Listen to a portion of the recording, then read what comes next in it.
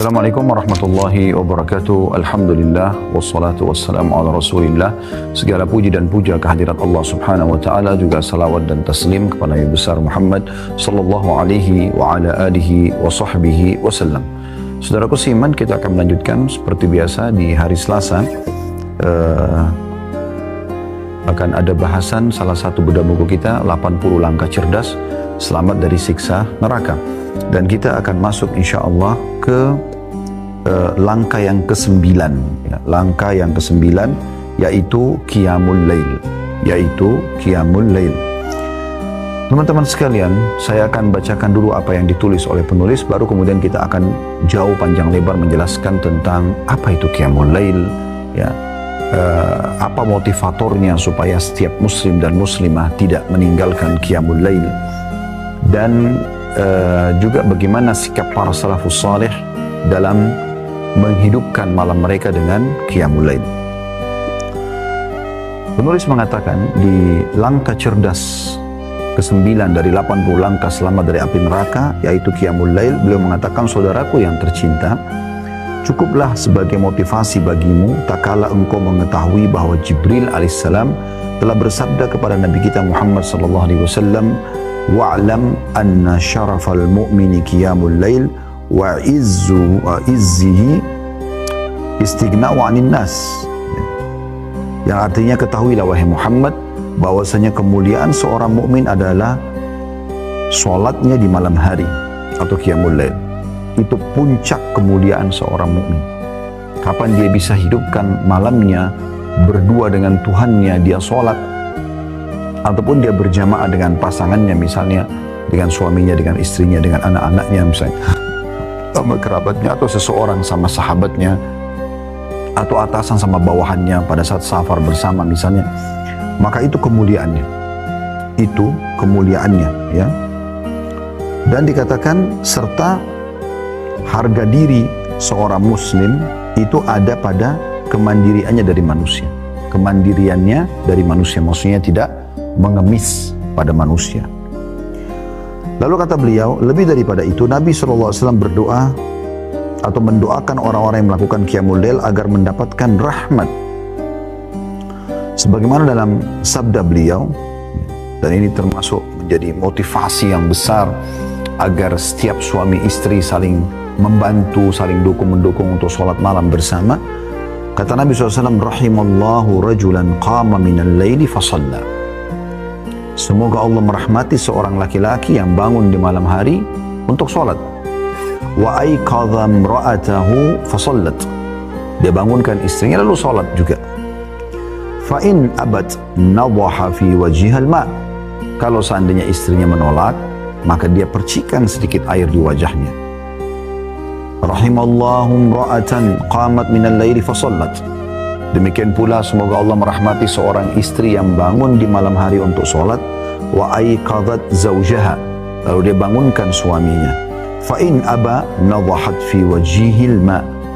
Dan kalau suaminya nolak, sedikit dipercikkan air supaya dia mau bangun untuk sholat malam. Dan hadits ini sebagaimana sudah bisa lihat di footnote di bawah, footnote nomor 12, diriwayatkan Ahmad dan juga Abu Daud. Dan hadis ini disahihkan oleh Al-Albani dalam Sahihul Jami' nomor 3494. Jadi dari dua buah dalil yang diangkat ini sudah jelas sekali bagaimana sebenarnya Qiyamul Lail itu memiliki keutamaan khusus, ya. Dan nanti akan panjang lebar kita jelaskan tentunya dalam rincian tambahnya, akan kita tambahkan dalam syarah atau penjelasan daripada apa yang disampaikan oleh penulis di sini. Kemudian beliau mengangkat juga sabda Nabi SAW yang dalil yang ketiga, man istayqadha minal laili wa aiqadha imra'atahu fa shallaya rak'ataini jami'an kutiba minadz dzakirin Allah katsiran wadz dzakirat. Ya. Ini lebih luar biasa lagi, gitu kan.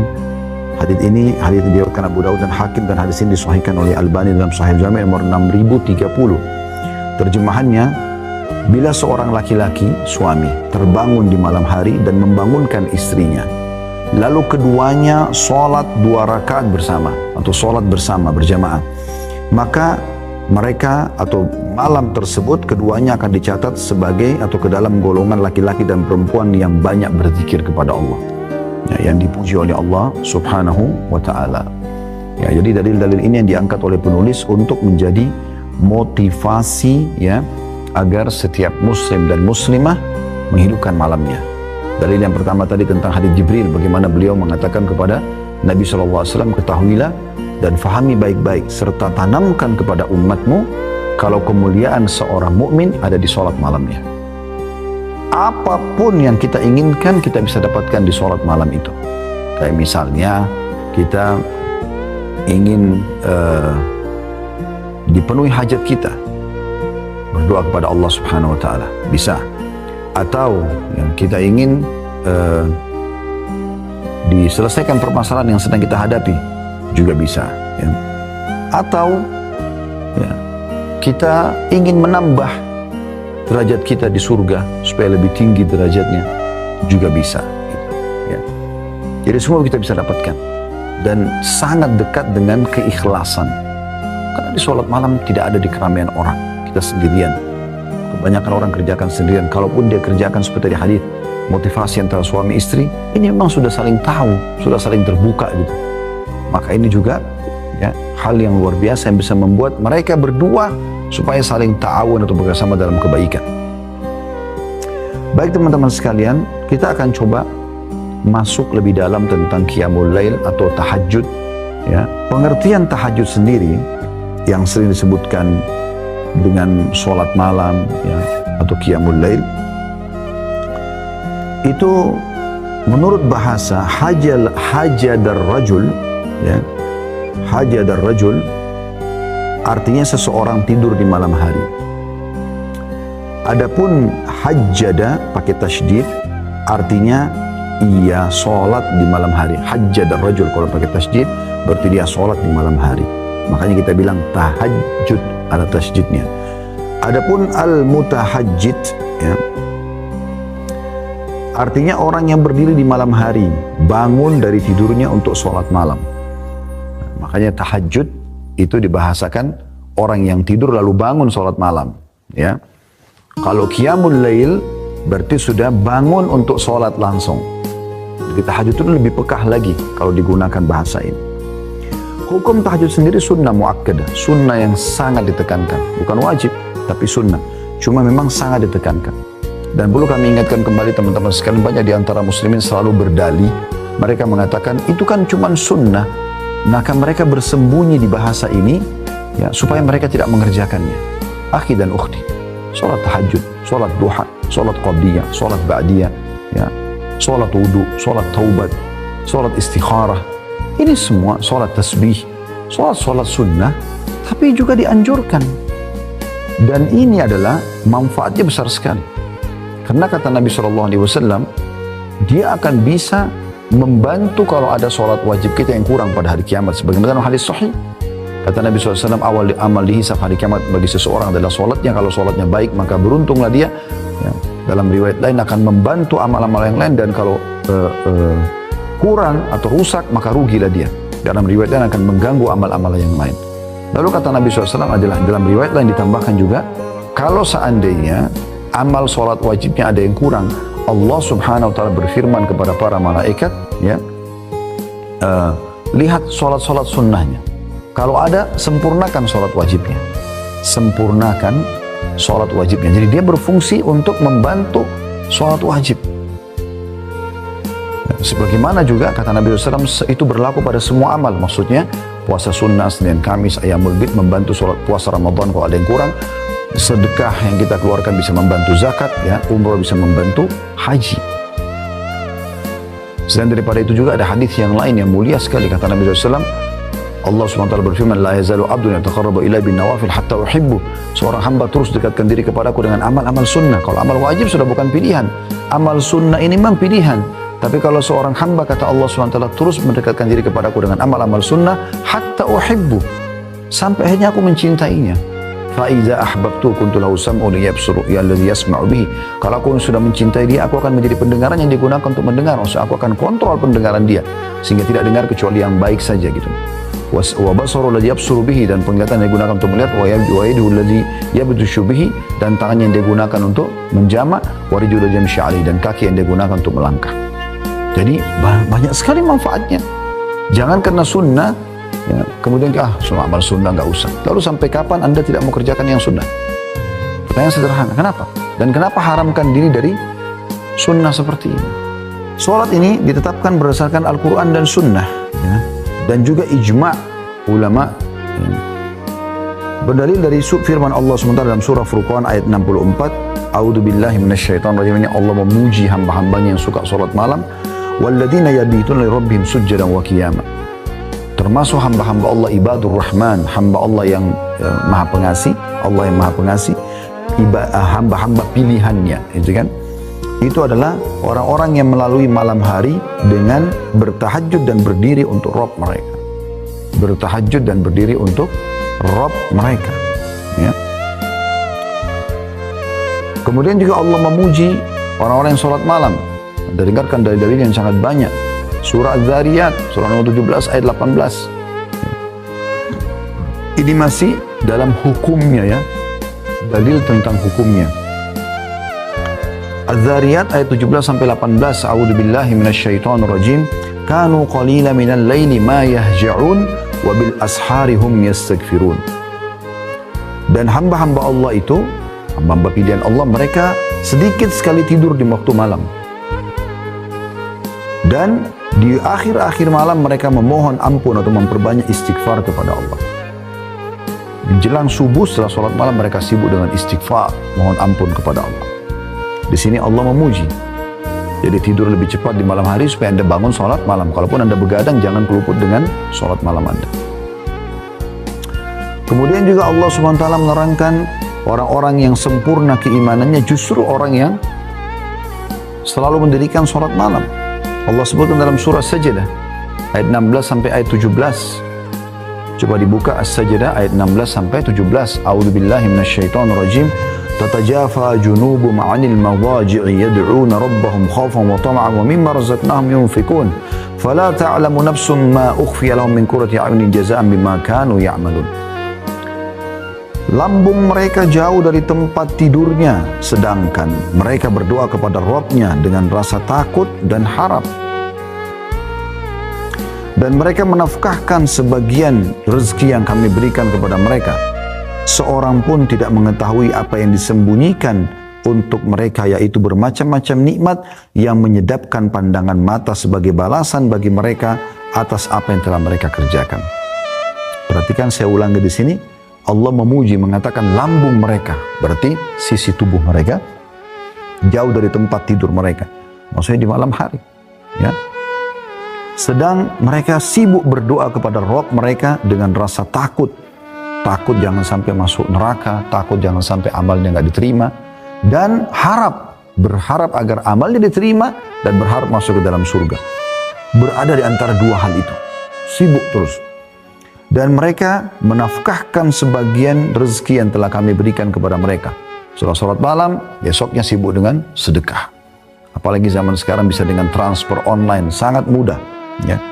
Maka dengan itu semua, sholat malam dan sedekah ini, Allah menyiapkan hal-hal yang menyedapkan mata mereka, yang Allah sembunyikan, ya, dan itu sebagai balasan terhadap apa yang telah mereka kerjakan. Kita lihat di sini bagaimana dalilnya banyak sekali, ya. Kemudian juga Allah Subhanahu wa taala menyebutkan di dalam ayat yang lain, surah Az-Zumar ayat 9. Surah Az-Zumar ayat 9. Silakan Anda buka surah nomor 39, ya, ayat 9. A'udzu billahi minasyaitonir rajim. Amman huwa qanitun ana al-laili sajidan wa qa'iman yahdharul akhirata wa yarju rahmata rabbih. Qul hal yastawi alladhina ya'lamuna wal ladhina la ya'lamun innama yatadhakkaru ulul albab. Artinya, apakah kamu hai orang-orang musyrik yang lebih beruntung ataukah orang-orang yang beribadah? Maksudnya di sini orang-orang musyrik Mekah pada saat itu dibandingkan dengan orang-orang yang mukmin yang beribadah di waktu-waktu malam dengan sujud dan berdiri, sedang ia takut kepada azab akhirat dan mengharapkan rahmat Rabb-nya. Nah, maksudnya kalian selalu menyala-nyalakan orang beriman, sibuk menyala-nyalakan kaum ini ada di Madinah pada saat itu, dan zaman sekarang juga sama. Apakah kalian hai orang-orang kafir lebih baik daripada mereka-mereka ini? Dan Allah sebutkan cirinya, bukan kejujurannya, ya, bukan bakti sama orang tuanya, tapi Allah sebutkan di sini Sementara mereka itu sibuk berdiri di malam hari dengan sujud dan ya, berdoa kepada Allah. Mereka berharap akhirat, berharap masuk ke dalam surga, selamat dari neraka. Ya.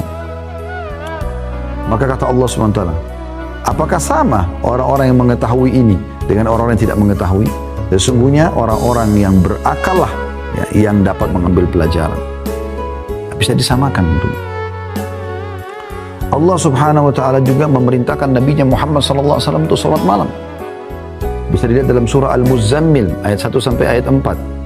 A'udzubillahi minasyaitonir rajim. Anda lihat banyak sekali ayat demi ayat peringatan Allah Subhanahu wa taala tentang masalah anjuran untuk salat malam. Kita baru bicara tentang hukumnya ya. Sunnah muakkadah, ini semua dalilnya. Allah SWT berfirman Al-Muzammil ayat 1 sampai ayat 4. A'udzubillahi minasyaitonirrajim. Ya ayyuhal muzammil qumil laila illa qalila nisfahu aw inqus minhu qalila aw zid alaihi warattilil qur'ana tartila. Hai orang yang berselimut, hai Muhammad. Nabi SAW itu lagi berselimut dan Allah perintahkan untuk bangun salat malam. Bangunlah untuk mendirikan salat di malam hari kecuali sedikit daripadanya, yaitu seperduanya atau kurangilah dari seperdua itu sedikit atau lebih ya, dari seperdua itu, dan bacalah Al-Quran dengan perlahan-lahan. Kebiasaan Nabi SAW yang tidak pernah beliau tinggalkan. Sampai Aisyah Ummul Mukminin mengatakan Nabi SAW tidak pernah meninggalkan sholat malam baik dalam keadaan musafir atau mukim, dan kalaupun beliau sangat letih maka beliau tetap kerjakan sholat malam walaupun harus duduk. Itu saking luar biasanya beliau menjaga sholat malam ini ya. Juga Allah berfirman kepada Nabi Muhammad SAW di dalam ayat yang lain. Disebutkan di dalam surah Al-Isra ayat 79. Bagaimana Allah SWT memerintahkan Nabi SAW untuk menjaga itu. Bunyinya a'udzubillahi minasyaitonirrajim wa minal laili fatahajjad bihi nafilatan laka asa ay yab'atsaka rabbuka maqaman mahmuda. Dan pada sebagian malam hai Muhammad, salat tahajudlah. Salat tahajudlah kamu sebagai suatu ibadah tambahan bagimu. Mudah-mudahan Rabbmu mengangkat kamu ke tempat yang terpuji. Dengan salat malam, Allah akan tinggikan derajat. Begitu juga Nabi SAW masih diingatkan oleh Allah SWT dalam surah Al-Insan ayat 23 sampai 26 agar mendirikan salat malam. Anda lihat bagaimana banyaknya perintah-perintah Allah SWT berhubungan dengan masalah ini. Bunyinya a'udzubillahi minasyaitonirrajim inna nazzalna 'alaikal qur'ana tanzila. Saya ulangi sekali lagi surah Insan ayat 23 sampai 26 ya. Inna nahnu nazzalna 'alaikal qur'ana tanzila. Sungguhnya kami telah menurunkan Al-Qur'an kepadamu hai Muhammad dengan beransur-ansur. Fasbir li hukmi rabbika wa la tuti' minhum athiman aw kafura. Oleh karena itu bersabarlah kamu untuk melaksanakan ya ketetapan Rabbmu, dan jangan kamu ikuti orang-orang yang berdosa dan orang-orang kafir di antara mereka. Kalau benar dari Tuhanmu, pertahankan pendapat itu, dan jangan terpengaruh ya, dengan orang-orang yang tidak suka itu dan orang-orang kafir yang membenci itu. Lalu Allah mengatakan wadhkur isma rabbika bukratan wa asila, dan selalulah mengingat atau menyebut nama Tuhanmu, berzikir di waktu pagi dan di waktu petang. Lalu akhir ayat 26 Allah mengatakan wa minal laili fasjud lahu wasabbihhu lailan tawila.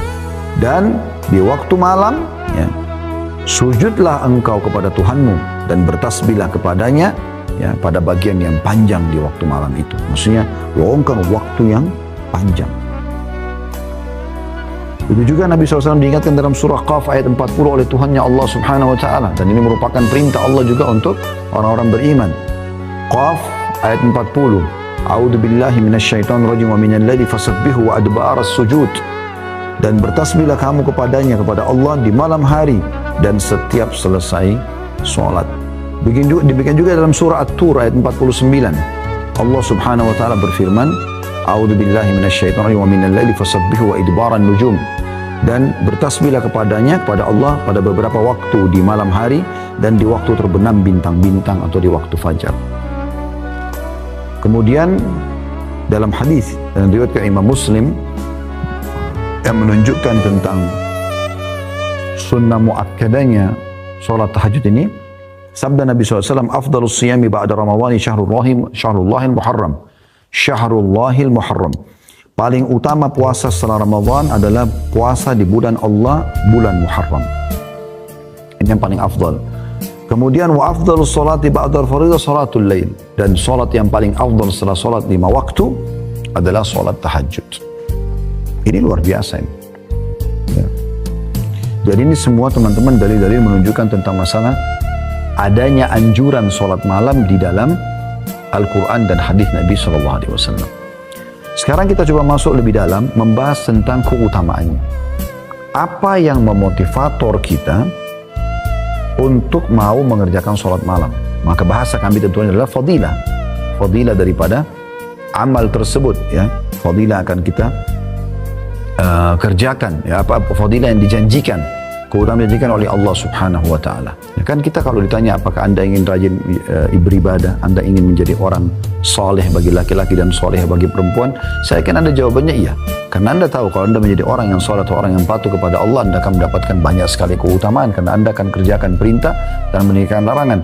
Di dunia dijanjikan rezeki dan kebahagiaan, dan di akhirat dijanjikan masuk ke dalam surga. Tentu semua orang mau. Kami mengatakan teman-teman sekalian, kalau Anda ingin rajin mengerjakan sebuah ibadah, ini sudah sering kami sampaikan tapi kami ingatkan kembali. Bagaimana caranya? Coba baca dan cari tahu janji Allah di ibadah itu. Ingin rajin sholat malam, seperti akan kita sebutkan sebentar lagi keutamaan sholat malam.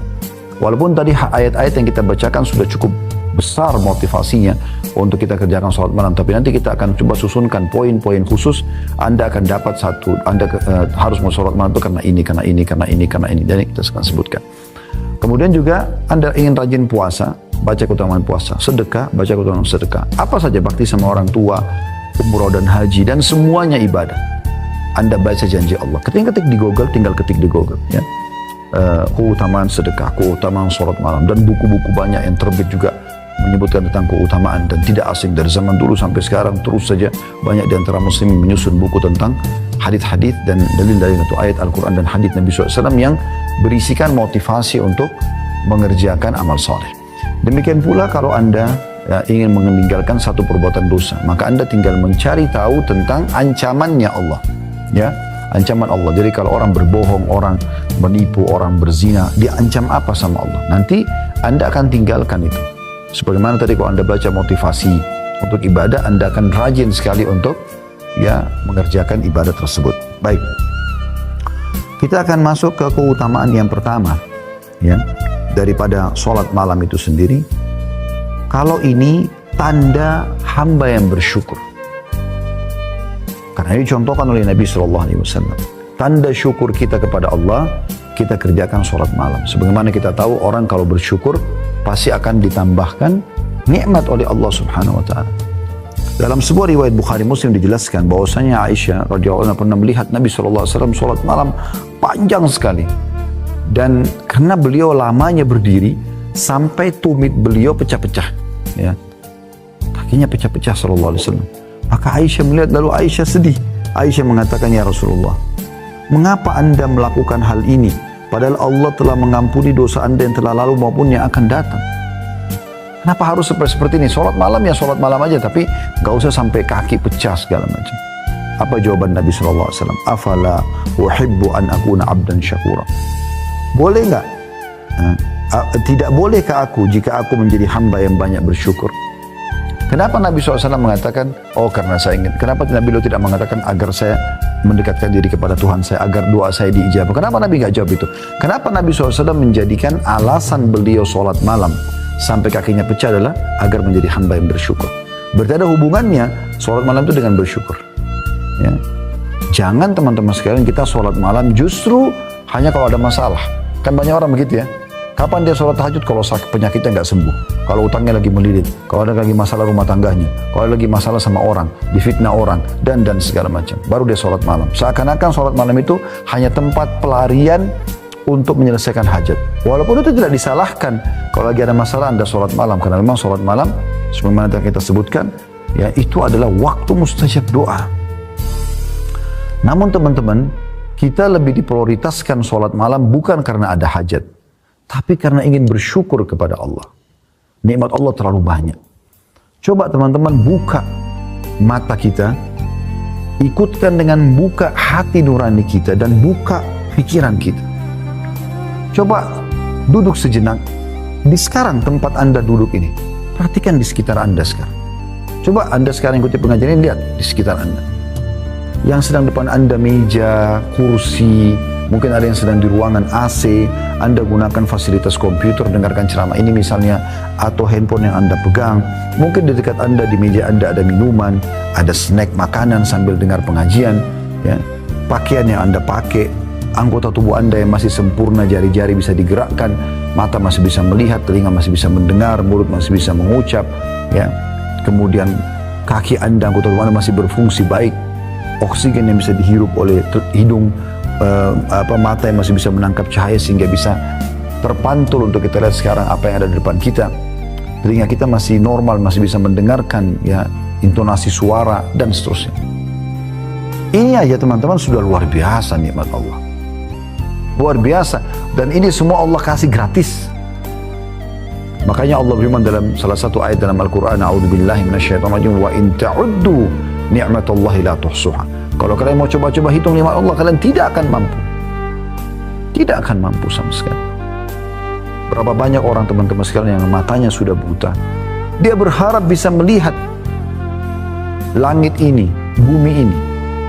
Anda dari lahir sampai sekarang, umur 20, 30, 40, 50 tahun, 60 tahun masih bisa gunakan mata Anda melihat. Tiap hari kita buka mata sudah bisa lihat semua. Warna-warni, ya, pemandangan, segala macam hal. Ini nikmat yang tidak bisa dihitung. Berapa banyak orang yang tuli berharap bisa mendengarkan apa yang sedang orang ucapkan depan mata dia. Orang teriak-teriak pun tidak bisa dia dengar. Anda bisa dengar apa yang orang ucapkan. Dari pujian Anda bersyukur, dari ancaman pun Anda berhati-hati akhirnya. Berapa banyak orang yang bisu, tidak bisa ngomong. Mereka sulit untuk mengungkapkan kata-kata. Bukankah kita alhamdulillah, Masya Allah, bisa mengucapkan kata-kata sesuka kita? Tinggal kita kontrol, ucapkan yang baik dan jangan ucapkan yang buruk. Berapa banyak orang, teman-teman sekalian, yang tidak punya tangan. Anda masih punya 2 tangan. Orang yang puntung tangannya, lahir cacat. Berapa banyak orang, mereka berharap bisa punya tangan walaupun palsu. Berapa banyak orang yang tidak punya kaki, Anda masih punya kaki dan sempurna. Begitu juga ada orang yang lahir kelainan jiwa, wa na'udzubillah. Kita masih normal. Dan terlalu banyak nikmat Allah kalau kita ingin sebutkan. Terlalu banyak. Saya subhanallah tadi sebelum pengajian duduk sejenak, sebentar duduk di atas meja sambil melihat di sekitar. Saya tidak tahu ada poin yang akan saya singgung di bahasan ini, tapi saya tiba-tiba merenung gitu. Bisa duduk, makan apa yang kita mau makan, minum yang kita mau minum, bisa ngobrol, bisa melihat, bisa mendengar. Nikmat Allah luar biasa gitu. Luar biasa.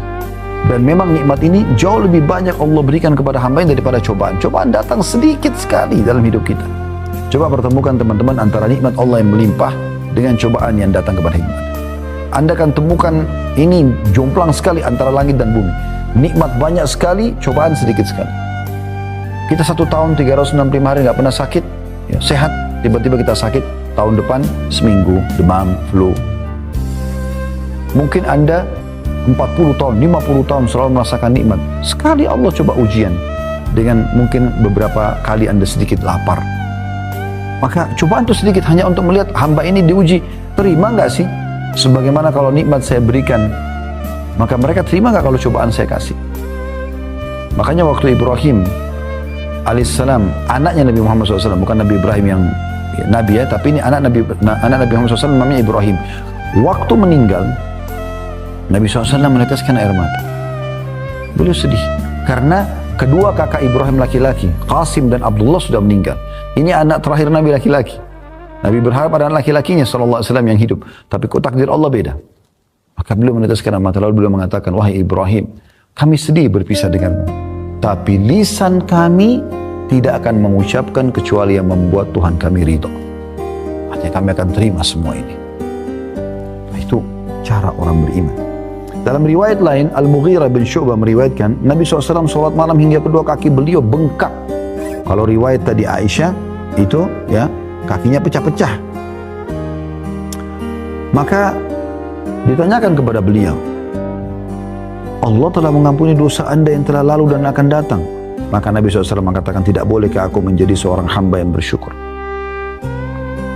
Jadi ini poin pertama, kenapa kita sholat malam? Agar kita bersyukur kepada Allah. Dan dengan bersyukur berarti nikmat akan ditambah.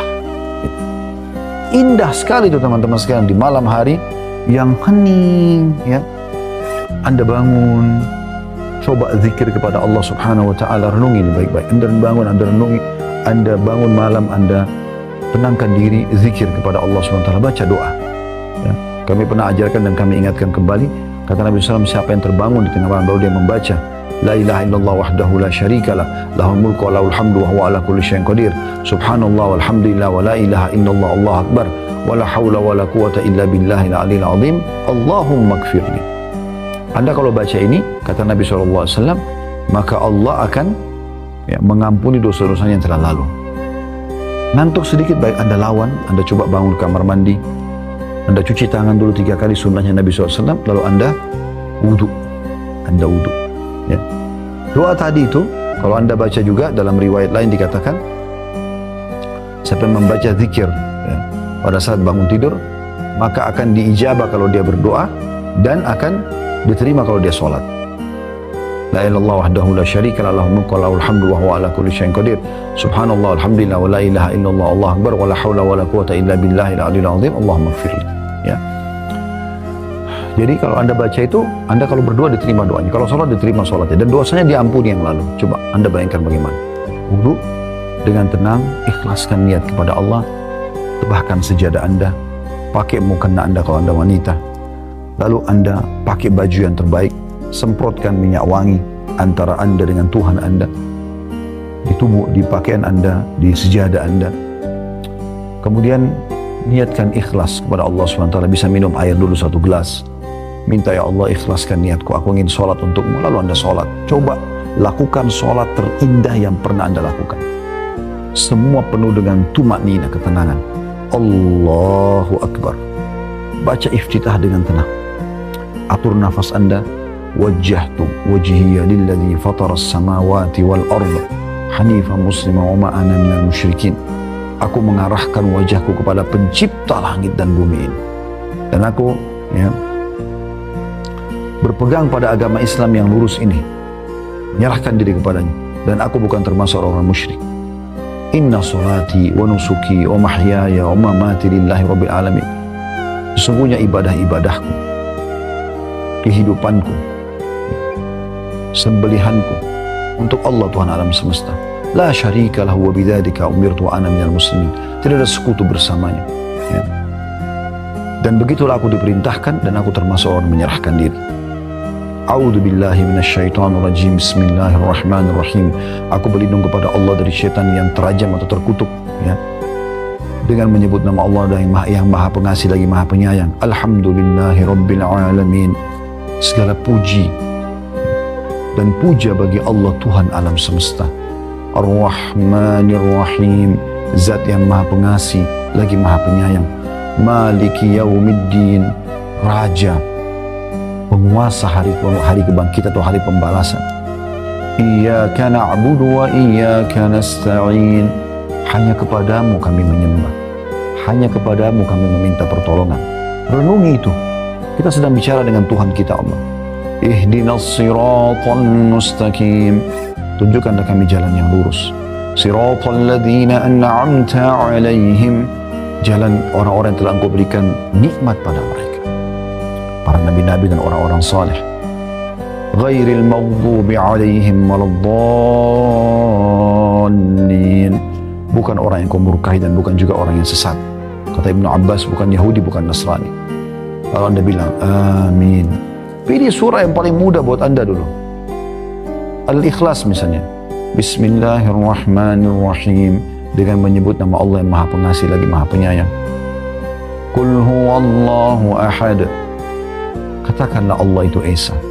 Allahus samad. Allah yang bergantung segala sesuatu padanya. Lam yalid wa lam yulad. Tidak beranak dan tidak diperanakkan. Wa lam yakul lahu kufuwan ahad. Dan Dia juga tidak membutuhkan pada siapapun. Tenangkan diri dulu. Allahu Akbar, ruku. Sudah tenang? Subhana Rabbiyal Azim, Maha suci Tuhanku yang Maha Agung. Sudah? Subhana Rabbiyal Azim, Maha suci Tuhanku yang Maha Agung. Tidak usah dibaca bahasa Indonesianya, tapi renungi maknanya di sini. Subhana Rabbiyal Azim, Maha suci Tuhanku yang Maha Agung. Itu aja dulu, 3 kali. Nanti bertahap Anda bisa naikkan, masih banyak zikir ruku. Ada Subhana Rabbiyal Azim wa bihamdi. Ada Subuhun Kuddusun Rabbul Malaikati wal Ruh. Ada Subhana Dzil Jabaruti wal Malakuti wal Kibriyai wal Azamah. Ada Subhanakallahumma wa bihamdika Allahumma gfirli. Ada Allahumma laka raka'tu wa bika amantu wa laka aslamtu. Raka'a sam'i wa basari wa lahmi wa dami wa idhmi mustaqalla bihi qadami. Anda pilih satu saja, Subhana Rabbil Azim dari 3 kali. Sami Allahu liman hamidah, dengan pelan-pelan. Tenang, Allah telah mendengar siapa yang memujinya. Lalu kita baca Rabbana walakal hamd, wahai Tuhan kami segala puji bagimu. Mil'us samawati wa mil'ul ard, puji-pujian itu memenuhi langit dan bumi. Wa mil'u ma syi'ta min syai'in ba'd, dan sepenuh yang engkau inginkan. Kita memuji Allah luar biasa. Di antara riwayat lain juga kita disunnahkan membaca hamdan katsiran thayyiban mubarakan fi, puji-pujian yang banyak yang penuh dengan berkah.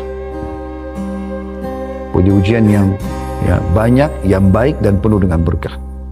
Pernah ada sahabat baca ini pada saat Nabi SAW mengatakan Sami Allahu liman hamida, maka sahabat ini mengatakan hamdan katsiran thayyiban mubarakan fi. Setelah salam kata Nabi SAW, siapa tadi yang mengucapkan itu? Nabi kagum, kata orang itu saya Rasulullah. Kata Nabi SAW, tadi aku diperlihatkan oleh Allah Subhanahu wa Ta'ala beberapa malaikat yang berlumba-lumba mencatat apa yang kau ucapkan itu. Dan masih ada tentu zikir-zikir yang lain ya, yang kita dianjurkan baca. Allahumma la manna lima a'taita wa la mu'ti lima mana'ta wa la yanfa'u dzal jaddu minkal jadd. Ya. Ini juga dianjurkan untuk dibaca. Kita juga dianjurkan baca di Rabbil Hamd, di Rabbil Hamd. Ini juga dianjurkan. Tapi Anda pilih satu saja. Rabbana walakal hamd cukup. Anda mau baca tambah mil'us samawati wa mil'ul ardi mil'u ma syi'ta min syai'in ba'd juga boleh. Setelah selesai sujud, Allahu Akbar. Setelah tenang dulu. Jangan belum selesai sujud sudah subhana rabbil a'la, subhana rabbil a'la. Enggak ada kehusyuan. Gerakan dulu selesai sampai sujud dengan tenang, baru subhana rabbiyal a'la, maha suci Tuhanku yang maha tinggi. Subhana rabbiyal a'la, maha suci Tuhanku yang maha tinggi. Subhana rabbiyal a'la, maha suci Tuhanku yang maha tinggi. Ada di antara dua sujud ini teman-teman penting sekali. Allahumma gfir li ma qaddamtu wa ma akhartu. Ya Allah, ampunilah aku dosa-dosaku yang lalu dan yang akan datang. Wa ma akhartu wa ma asrartu. Allahumma gfir li ma qaddamtu wa ma akhartu. Ya Allah, ampuni dosa-dosa yang dulu aku kerjakan dan mungkin yang aku kerjakan akan datang. Wa ma a'lantu wa ma asrartu, dan apa yang aku terang-terangkan lakukan dan juga sembunyi-sembunyi. Wa ma asraftu, dan apa yang aku berlebihan. Wa ma anta a'lamu bihi minni, dan engkau lebih mengerti daripada aku. Kemudian juga ada doa yang kita anjurkan baca, kalau Anda bisa hafal tentunya bagus ini ya. Allahumma inni a'udzu biridhaka min sakhatik. Ya Allah, aku berharap dengan ridhamu agar diselamatkan dari semua murkamu. Allahumma inni a'udzubika biridhaka min sakhatik wa bi mu'afatika min 'uqubatik, dan dari maafmu dari hukumanmu. Fa bika minka la uhsi thana'an 'alaika anta kama athnaita 'ala nafsik, dan aku memujimu ya. Masih ada lagi ya. Allahumma inni a'udzu biridhaka min sakhatik wa bi mu'afatika min 'uqubatik. Ya, betul itu. Fa bika minka la uhsi thana'an 'alaika anta kama athnaita 'ala nafsik, dan aku menyebut puji-pujian ini yang mungkin ya, yang lebih pantas engkau lah ya Allah yang menilainya, sebagaimana engkau memuji dirimu gitu. Maka setelah itu kita bangun Allahu Akbar. Tentu dengan subhana rabbil a'la sudah cukup ya. Rabbi ghafirli ya. Kemudian warhamni, wajburni, ya Allah ampuni aku, kasihani aku, penuhi kebutuhanku. Dan banyak lafaz-lafaz dalam masalah ini bisa juga Rabbi ghafirli, ya Allah ampunilah aku. Ini bisa. Sujud lagi dengan tenang. Bangun lagi, baca dengan sama tadi Al-Fatihah, surah. Anda rukuk lagi baca, sujud sampai salam. Begitu Anda mau salam, At-tahiyyatu lillah. Puji-pujian yang sempurna bagi Allah. Wassalawatu wattayyibat. Semua ya, kebaikan semua yang milik Allah Subhanahu wa taala. Assalamualaikum ayuhan nabi wa rahmatullahi wa barakatuh. Semoga keselamatan tercurahkan kepada wahai Nabi Nabi Muhammad SAW. Ya. Wa rahmatullahi wa barakatuh, dan semoga rahmat Allah dan juga berkahnya Allah selalu ada bersama. Assalamualaikum wa ala ibadillahi salihin, dan semoga keselamatan tercurahkan juga buat kami dan orang-orang saleh. Asyhadu an la ilaha illallah wa asyhadu anna Muhammadan abduhu wa rasuluh. Aku bersaksi tidak ada Tuhan yang berhak disembah kecuali Muhammad adalah utusan Allah. Lalu kita baca salat Allahumma salli ala Muhammadin wa ala ali Muhammadin kama sallaita ala Ibrahim wa ala ali Ibrahim innaka Hamidum Majid. Ya Allah, curahkanlah ya rahmatmu, ya, tambahan-tambahan kebaikanmu untuk Nabi Muhammad SAW dan keluarganya, sebagaimana kau telah curahkan kepada Ibrahim dan keluarganya. Innaka Hamidum Majid, sesungguhnya kau zat yang maha terpuji dan mulia. Wa barik ala Muhammadin wa ala ali Muhammadin kama barakta ala Ibrahim wa ala ali Ibrahim innaka Hamidum Majid, dan berkahilah Muhammad sallallahu alaihi wasallam dan keluarganya sebagaimana engkau berkahi Ibrahim dan keluarganya. Sesungguhnya engkau zat yang maha terpuji ya dan mulia. Anda mau tambahkan setelah itu ada doa-doa, kita sudah bahas ini di hari Senin sore, ada puluhan doa yang dianjurkan dibaca setelah atau sebelum salam. Dan Anda bebas bisa berdoa di situ ya. Dan termasuk ada pendapat sebagian ulama, boleh Anda bahasakan dalam bahasa Indonesia, terutama di sholat-sholat sunnah seperti ini.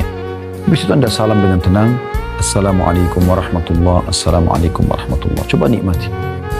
Anda cuma mampu 2 rakaat dulu, gak masalah. Bertahap nanti. Pelan-pelan, mungkin sudah seminggu Anda lakukan konsisten, 2 rakaat saja, Anda meningkat 4 rakaat. Sudah konsisten, Anda meningkat 6 rakaat. Setelah itu 8 rakaat. Ya. Kemudian setelah itu Anda coba tambah witir dengan 1. Sudah bagus konsisten, witirnya 3, jadi hanya lengkap 11. Setelah itu Anda tinggal komitmen saja. Konsisten menjaga istiqomah sampai Anda wafat. Sudah. Nanti kalau Anda mau lebih berjuang berjalan waktu, biasanya Allah kasih kita kemudahan-kemudahan ya. Nah, nanti kalau sudah sering Anda kerjakan, Anda akan mulai terfikir untuk menambah jumlah ayat. Mungkin tadinya Anda cuma baca 10 ayat saja, sekarang Anda bisa menambah jadi 100 ayat, bahkan bisa sampai 1000 ayat, tergantung daripada kemudahan yang telah Allah SWT mudahkan. Jadi ini memang indah sekali sholat malam itu. Kita masuk yang kedua keutamanya teman-teman. Sholat malam merupakan penyebab kita masuk ke dalam surga. Hadits yang masyhur ya. Pada saat Nabi SAW pertama sekali tiba di Madinah, baru ketemu sama masyarakat muslim di Madinah, beliau langsung mengucapkan, Ya ayyuhan nas, hai sekalian manusia, afsyus salam, sebarkan salam. Selalu ucapkan Assalamualaikum warahmatullahi wabarakatuh, kenal atau tidak kenal. Assalamualaikum 10 pahala, 10 pahala, warahmatullahi 10, wabarakatuh 10. Wa at'imut ta'am, beri makan orang-orang, traktir orang, bagikan makanan. Wasilul arham, lanjutkan hubungan silaturahim. Lalu Nabi SAW mengatakan, wasallu bil laili wan nasu niyam, dan salatlah di malam hari sewaktu manusia sedang tidur, tadkhulul jannata bisalam, kalian akan masuk dalam surga dengan sambutan yang meriah. Ya. Hadis riwayat Ibnu Majah di nomor 3251 ya. Jadi ini keutamaan luar biasa, bisa masuk surga. Yang ketiga, salat malam termasuk ya sebabnya seseorang ditinggikan derajatnya, tadi kan untuk masuk ke dalam surga. Maka dengan sholat malam juga, kalau Anda rutin lakukan, Anda akan mendapatkan tambahan fasilitas di surga. Sesuai dengan hadis yang diriwayatkan oleh Abu Malik Al-Asy'ari radhiyallahu anhu, bahwasanya Rasulullah SAW bersabda, Inna fil jannati ghurafan yura zahiruha min batiniha wa batinuha min zahiriha, addallahu ta'ala liman at'ama at-ta'am wa alana al-kalam wa taba'a as-siyam wa afsha as-salam wa shalla bil-laili wan nasu niyam. Sesungguhnya di surga itu ada kamar-kamar, ada istana-istana yang bagian luarnya dapat dilihat dari dalamnya dan bagian dalamnya dapat dilihat dari luar, transparan, indah sekali. Istana-istana itu disediakan oleh Allah Ta'ala untuk Orang-orang yang pertama, suka memberi makan. Traktir orang. Selalu berbagi makan, kasih makan. Yang kedua, berkata-kata yang lembut, sopan, santun, walaupun orang sudah teriak-teriak depan dia, dia tetap biasa saja. Yang ketiga, mengikuti puasa, maksudnya dari puasa ke puasa, rutin mengerjakan puasa. Ya, tidak bicara wajib lagi, ini sunnah-sunnah semua ini. Kalau wajib sudah pasti dikerjakan. Yang keempat, menebarkan salam, suka mengucapkan salam. Jadi kalau telepon, kalau WA, ketemu, selalu salam. Dan usahakan lengkap. Assalamualaikum warahmatullahi wabarakatuh. Ya, kena assalamualaikum 10 pahala, warahmatullah 10 dan wabarakatuh 10 sebagaimana dijelaskan dalam hadis Nabi SAW. Dan yang kelima saksi bahasan kita adalah dan sholat di malam hari ketika manusia sedang tidur. Dengan itu kita akan mendapatkan tadi istana tambahan di surga. Hadis ini riwayat Ahmad jilid 5 halaman 343 dan Ibnu Hibban juga menyebutkan di Mawarid, di kitab Mawaridnya nomor 641. Yang keempat adalah orang yang mengerjakan sholat malam, teman-teman, dikategorikan orang yang muhsin. Maksudnya orang muhsin ini orang yang baik di pandangan Allah Subhanahu wa ta'ala. Ya. Allah Subhanahu wa ta'ala menyebutkan tentang sifat orang-orang yang berbuat baik atau muhsin ini di dalam Al-Quran. Di dalam surah Az-Zariyat ayat 17-18 tadi sudah kita bacakan, tapi saya ingatkan kembali. A'udzu billahi minasyaitonir kanu qalilan minal laili ma yahjaru bil ashari hum yastaghfirun. Orang-orang yang muhsin, orang yang baik di pandangan Allah SWT adalah orang yang mereka sedikit sekali pada malam hari mereka tidur, ya, dan mereka di waktu sahur memperbanyak istighfar, maksudnya sholat malam di sini. Dan Allah juga menyebutkan dalam surah Al-Furqan ayat 64, A'udzu billahi minasyaitonir rajim, walladzina yabituna lirabbihim sujadan wa qiyama. Dan orang-orang yang terpuji yang berbuat kebaikan adalah orang-orang yang selalu sibuk melalui malam hari mereka dengan bertahajud dan juga mereka bersujud dan berdiri untuk Rabb-Nya. Allah juga menyebutkan dalam Al-Quran tentang mereka ini adalah hamba-hamba yang terpuji dan melakukan kebaikan adalah surah As-Sajdah ayat 15-16 yang berbunyi, atau ayat 16-nya ya, tepatnya, tatajafa junubum anil madaji'i tatajafa junubum anil madaji'i yad'una rabbahum khaufan wa tama'an mimma razaqnahum yunfikun. Dan lambung-lambung mereka jauh dari tempat tidur mereka, ya, sedangkan mereka sibuk, ya, berdoa kepada Rabb mereka dengan penuh rasa takut dan harap, dan mereka menafkahkan sebagian rezeki yang kami berikan kepada mereka. Demikian pula Allah sebutkan, ya, sudah kita bacakan juga tadi dalilnya ini, ya, di dalam Al-Quran, dalam surah Az-Zumar ayat 9. Ini mungkin sudah kita bacakan tadi, ini juga menguatkan bahasan kita. Poin yang keenam ini, teman-teman sekalian, sholat malam merupakan penyebab pembersihan dosa dan sekaligus tradisi daripada orang-orang saleh sebelum kita. Disebutkan dalam hadis Nabi SAW, dan hadis ini diriwayatkan Tirmidzi dalam kitab Ad-Da'awat di nomor 3549, Al-Hakim jilid 1 halaman 308, ya, dan hadis ini disahihkan oleh Syaribani dalam Sahih Sunan Tirmidzi jilid 2 halaman 178, yang berbunyi, kata Nabi SAW, alaikum biqiyamul lail fa innahu da'bus salihin qablakum. Selalulah jaga sholat malam karena itu tradisi atau kebiasaan orang-orang soleh sebelum kalian. Wa huwa qurbatun ila rabbikum, dan dia terhitung, ya, pendekatan diri kepada Tuhan kalian Allah. Wa mukaffirun lis-sayyi'at, dan dia membersihkan dosa-dosa. Wa manhatun lil atham, dan juga mencegah perbuatan-perbuatan dosa. Ya. Saksi bahasan kita dari 4 keutamaan ini, ya, adalah yang ketiga, pembersihan terhadap dosa-dosa. Jadi yang pertama itu kebiasaan orang-orang soleh sebelum kita, yang kedua pendekatan diri kepada Allah SWT, yang ketiga pembersihan dosa, yang keempat adalah mencegah dari perbuatan dosa. Artinya orang kalau mendirikan sholat malam diharapkan nanti dia tidak akan melakukan insya Allah dosa-dosa setelah itu, ya, akan ada tameng dia. Jadi sulit kali ketemu antara orang yang buat dosa dengan sholat malam. Seperti itulah kurang lebih. Selanjutnya, yang keenam adalah dia sholat yang paling afdal setelah sholat fardu 5 waktu. Sebagaimana sabda Nabi SAW tadi sudah kita bacakan, saya ulangi lagi. Afdalus siyami ba'da Ramadan syahrul Muharram.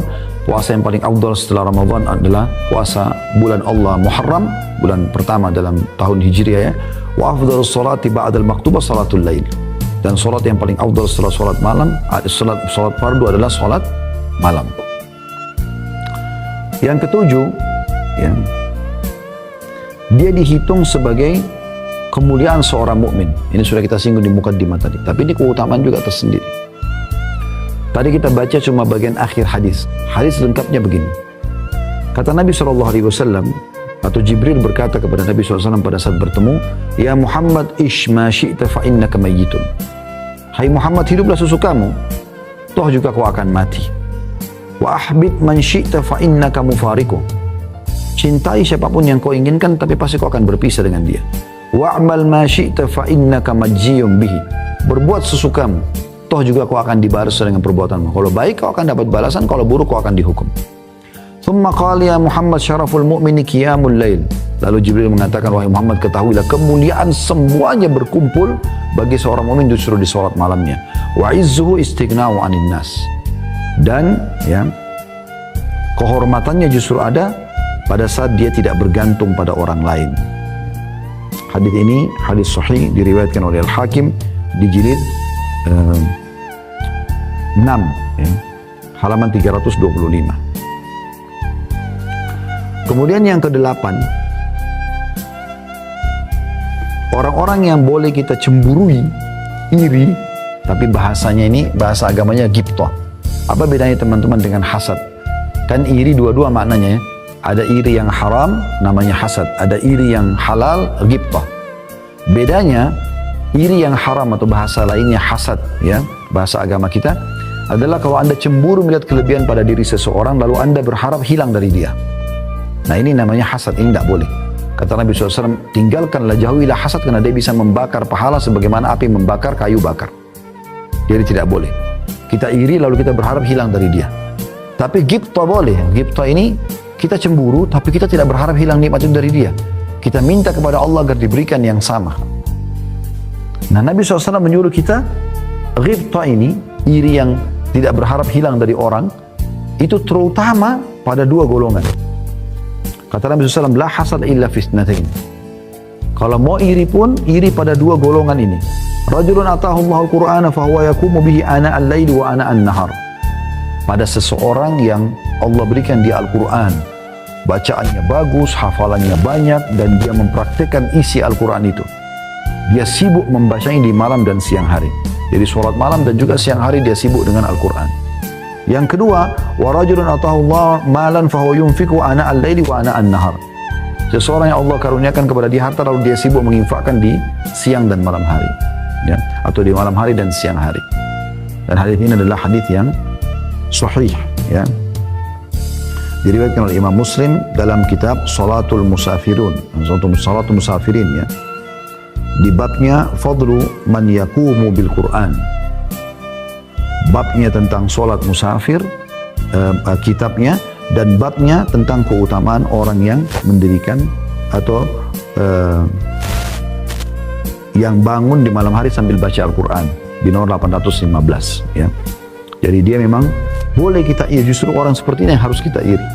Kenapa? Karena dia bisa sibukkan diri dengan membaca Al-Quran, sibuk dengan itu di malam hari, ya. Sampai Nabi SAW juga memuji sambil mengatakan dalam sabdanya, man qama bi asyri ayatin lam yuktab minal ghafilin, wa man qama bi mi'ati ayatin kutiba minal qanitin, wa man qama bi alfi ayatin kutiba minal muqantirin.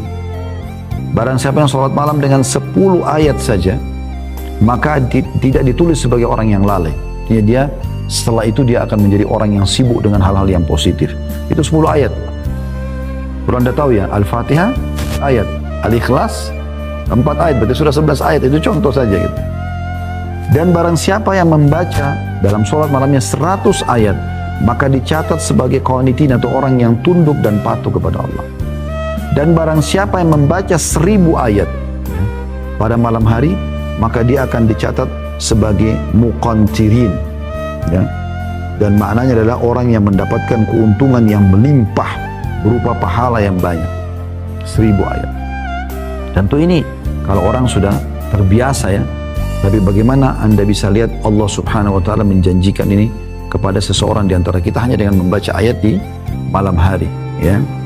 Kemudian juga ada anjuran teman-teman, ya, untuk membaca ayat Al-Quran ini jangan tergesa-gesa dengan tartil, dan juga ya usahakan tidak buru-buru mengkhatam. Kan ada orang mungkin, karena kalau itu kan Al-Quran 6.000 ayat sekian ya.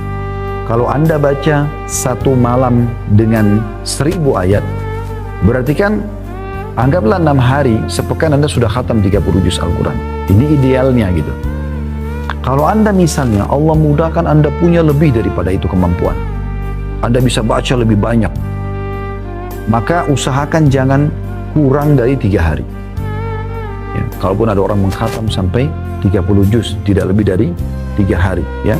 Sebab dikatakan dalam riwayat